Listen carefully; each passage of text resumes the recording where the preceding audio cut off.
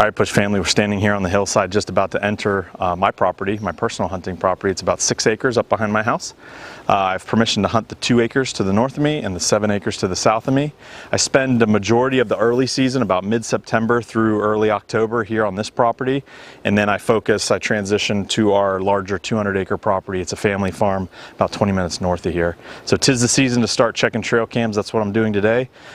Figured this would be a good opportunity to kind of show you around the property. Been doing a little bit of habitat improvement and show you around. All right, first stop on the tour is one of the small food plots that I've tried to put in. I say tried because it was a failed attempt last year, but some of the clover mixture was a perennial and it worked out really well. I do have a pretty decent little clover plot going here. I have 3 plots. You can see the canopy is really open behind me. My 6 acres is set up with a long rectangle. My long rectangle was clear cut. It was a standing mature oak forest, and the previous owner clear cut it about 1.5 to 2 years before I moved in. So the 2 acres that I have permission to the north of me, which is on the other side of this open canopy that you see behind me, is standing mature nut-bearing oaks. My property is the bedding area. It's thick, it's gnarly. You can see this brush in behind me. It's 8 to 15 feet tall behind me. It's just a jungle in there. So what I did is I started moving all the treetops into the center of the property, my property, and I created 3 smaller food plots, all clover right now for this season. That's coming up really nicely. I have 2 tree stands set up over 2 of these smaller little plot areas, and these plots are set up in a triangle, and there's a really nice clear trail system linking all 3 of these little plot systems. Really cool little setup, cool little property.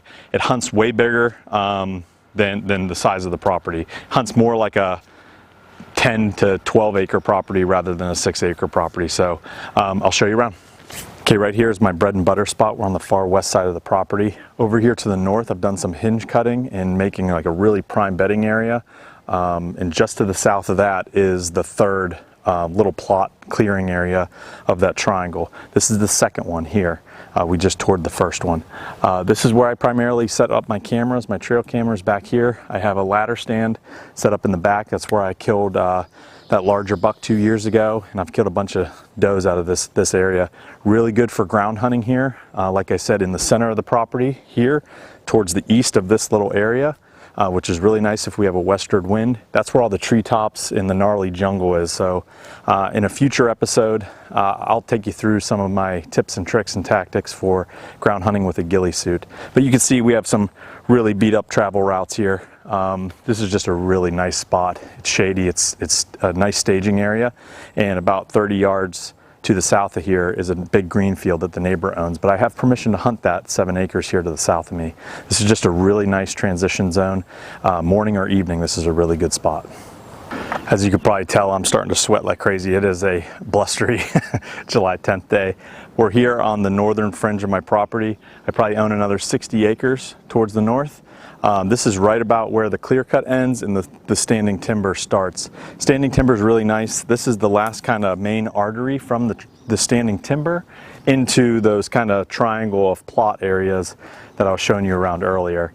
This is a really nice area here. I could hunt it from the ground, but I typically let this part of the property kind of just stay unpressured.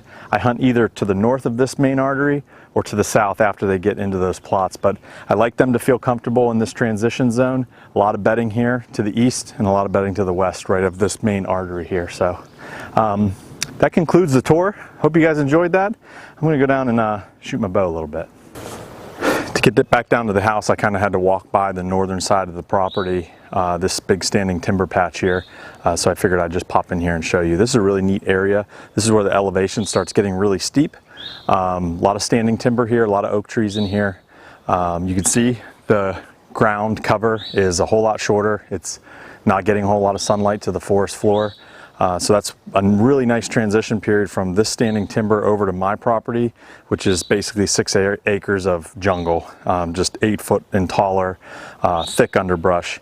So these properties really work well together. The property to the south of me is mainly a big green field with some standing pine timber for some thermal cover in the wintertime.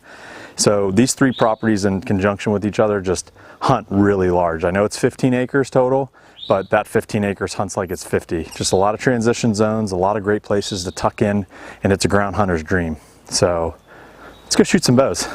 It's hot, I'm sweating. All All right, everyone, hope you enjoyed that little tour of my home range. I'm gonna end this with a little shooting, gonna empty the quiver. I'll do a walk back, 2 at 20, 2 at 25, 2 at 30. I'm gonna aim at the bottom right dot on these bales up here.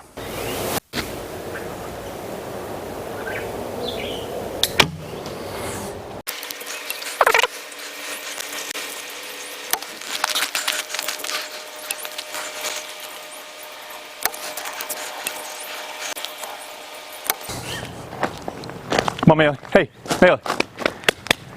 Dog. Melee, come. She's deaf and blind.